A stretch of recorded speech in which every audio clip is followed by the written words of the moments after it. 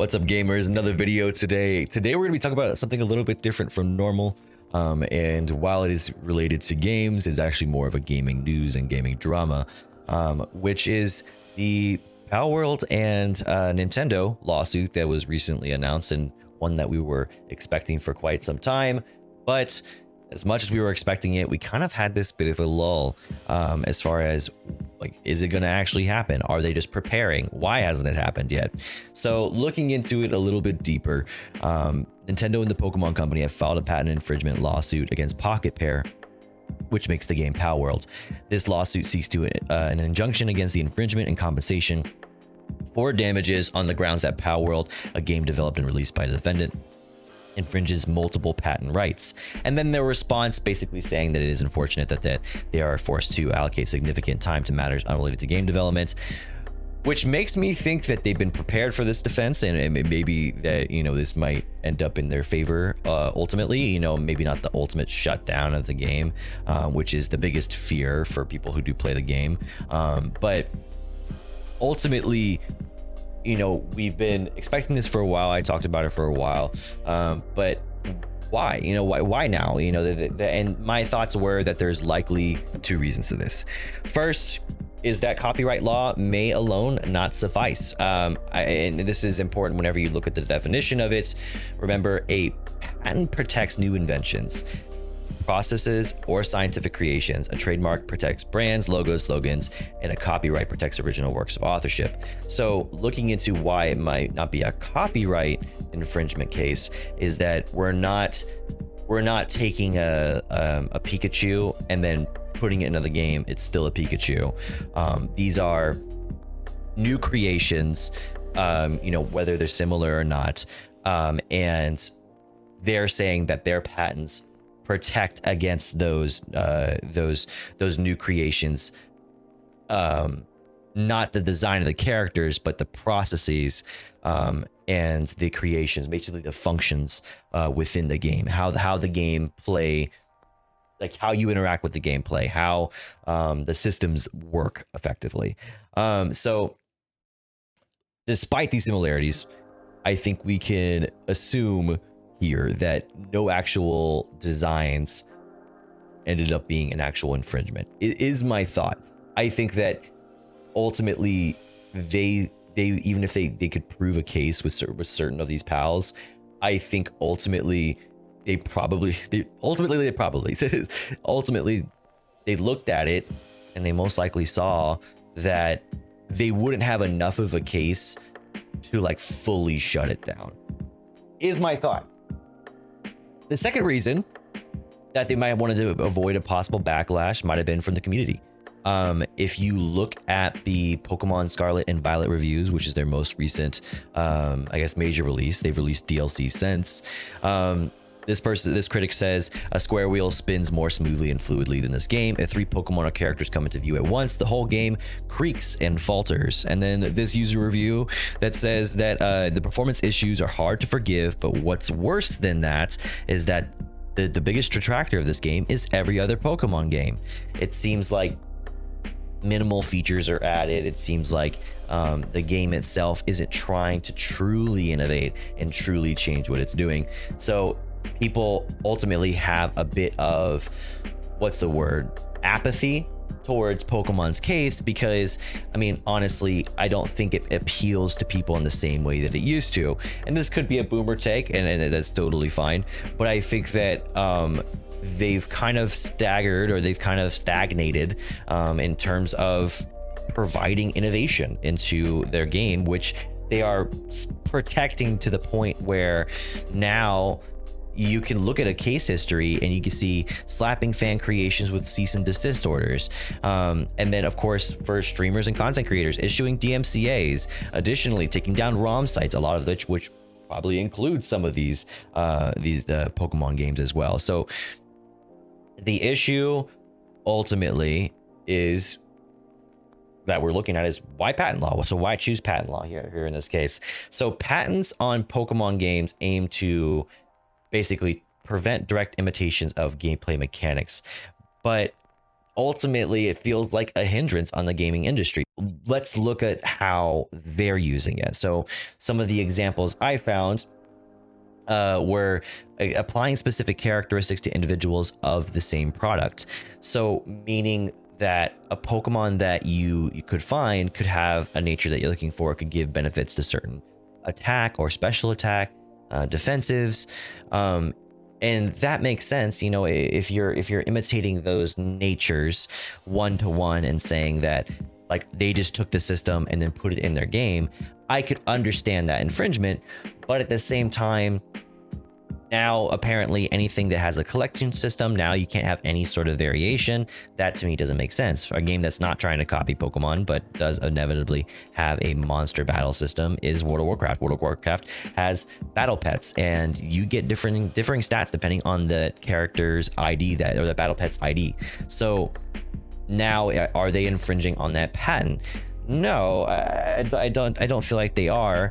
Or if you say that they are, I feel like that they're not, because the fan base of WoW doesn't necessarily overlap, or the overlap is so thin between the two fan bases that they don't feel like they're in competition. Palworld threatens to be that direct competition, despite it being different in its game genre, I guess, you know. So other patents that I saw, things like purchasing through a terminal, which seems super vague, making linear routes without restricting to non-recommended routes. This is, to me, is wild, because like I get it, you know, the route system, it takes you as long as you're following the main route system, you should be able to get through the game. But literally up until this time, I remember distinctly in Pokemon there being a lot of restrictions to the non-route, the non-recommended route. Meaning like, so like you'd run into trees that you'd have to cut down, but you don't have that ability to teach that to your Pokemon yet. You have to earn it later in the game. Same thing with Flash, you know, like any of those basically blocked off non-recommended routes, it made it harder. So like now that it's like newer, like now that we've changed this feature and done this, nobody else can ever again. You know, like you can't create routes where basically the non-recommended route is not restricted to you in any sort of way. That to me is like it sounds petty to me. So giving Pokemon, you know, the some concessions and some reasonability here. I will say that I think that while it can be incredibly vague, there are a number of patents which are essentially designed to prevent direct imitation. So some of the things that I think of whenever I think of that are Pokemon healing system, you know, putting the Pokeballs automatically in the 6 slots and then in the unique sound to it. That to me makes sense. That would be a patent infringement that would make sense to me. But the patent infringement they're going for is rest being promoted, like healthy rest being promoted in the game, because whenever you put Pokemon in the Pokemon Center, it says they're well rested, so it's promoting healthy sleep, you know, like that's what they're going for. Or the number of shakes in a Pokeball whenever you catch a Pokemon, it like versus the fact that Palworld uses spheres that, you know, capture Pokemon, and they're going for the number of shakes or the shine. So to me, it's kind of like going off of the wrong thing, but I do understand some of these patents. One of the clearest patents that they had was for their vending machines and how their vending machines work. I would hope not to see an exact design. It worked the exact same. I'm assuming it's unique to the game itself. But when you start to go, nobody can have a transfer system where you store things and can retrieve things through a terminal, either for buying or transferring of items. It's like, what? So now like chests and like RPGs are also caught up by that. It seems like it's directly just super vague in the way it's stated. And if I were to say like what I thought, like what would be some obvious things from the steal, it's like if you stole maybe gym badges, if you stole from the soundtrack and the soundtrack sounds similar, because I mean those are dreadfully unique. If you took catchphrases, or if you made direct copies of characters, if you made, instead of Ash, you made Rash. Ultimately, if you're looking for like an answer of what I think is going to happen from this, I think unfortunately Pokemon does have a case, and I'm not saying that it's fair, not saying it's good, but I am saying that if you go off of some of these patents, I think that there's enough things to where they are similar. Like, I mean, going off of Palworld's system that, you know, for healing, I mean, it's different. But you could say, because these game styles are the same, they are gamifying healing, like they are saying in the patent. So gamification of health awareness based on wake up time is what they put. So I think, just like most, you know, some laws just like this, they seem to be very outdated, very archaic, and ultimately they prevent growth in the genre. Because I mean, what would improve a Pokemon game, in my opinion, more than anything else? It's going to be the people ultimately who derive their games from yours. You know, that can basically be your competition.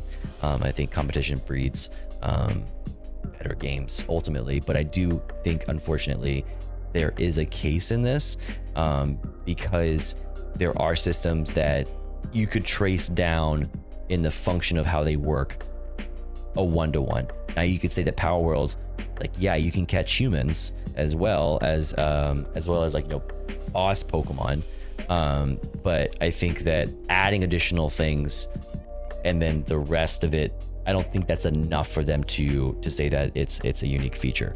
Now, I do think that that's their strongest case, is that they do have unique qualities that make it either beyond, or they change one for something else.